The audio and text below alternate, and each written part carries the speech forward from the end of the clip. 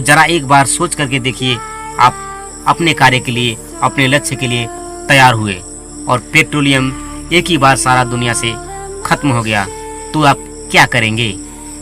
आपके पास सवारी साधन और सारी सुख सुविधा होते हुए भी आपको पैदल चलना पड़ जाए तो आपको कैसा लगेगा?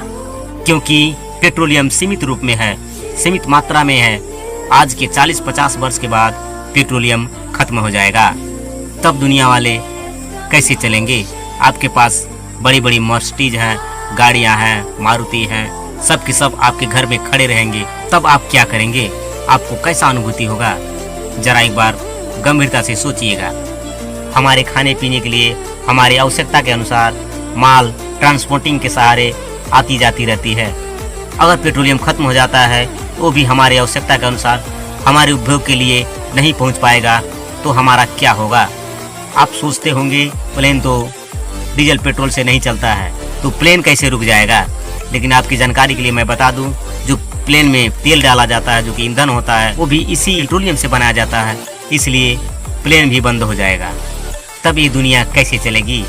अब एक नज़र डालते हैं कि ये पेट्रोलियम बनता कैसे है, ये निकलता कहाँ से है, ये आता कहाँ से है। पेट्रोलियम लैटिन भाषा है।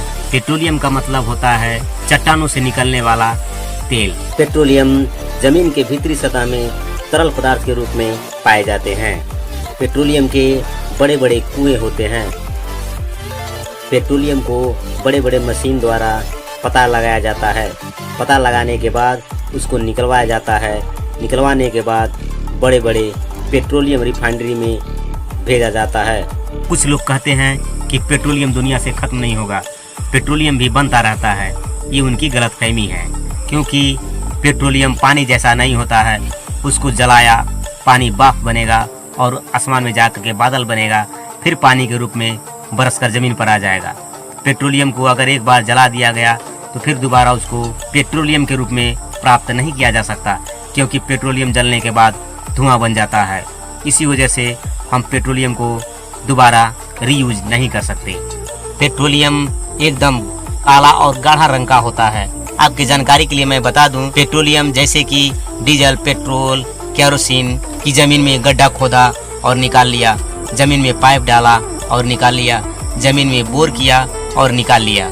शायद सभी लोगों को पता ही होगा कि आज से करोड़ों वर्ष पहले, मानव की उत्पत्ति से पहले, पति तथा जीव इन्हीं भूगर्भिक हलचल, भूकंप, ज्वालामुखी, समुद्री आंधी आदि इन्हीं सभी के कारण से पृथ्वी में दब करके तरल पदार्थ में परिवर्तन हो गए, जिसको हम आज क्रूड ऑयल और कच्चा तेल के रूप में जानते हैं।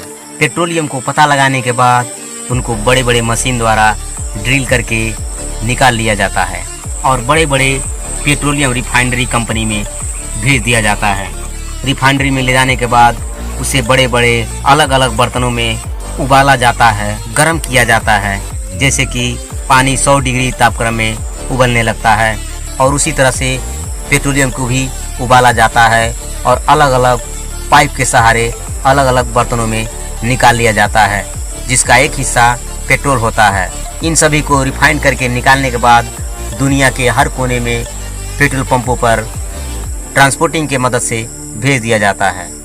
लेकिन हर देश में पेट्रोलियम का मूल्य एक ही नहीं होता है, क्योंकि वहाँ का सरकार अपना टैक्स, अपना यातायात खर्च जोड़ करके वहाँ का मूल्य निर्धारण करके अपने उपभोक्ताओं को पूर्ति किया करती है।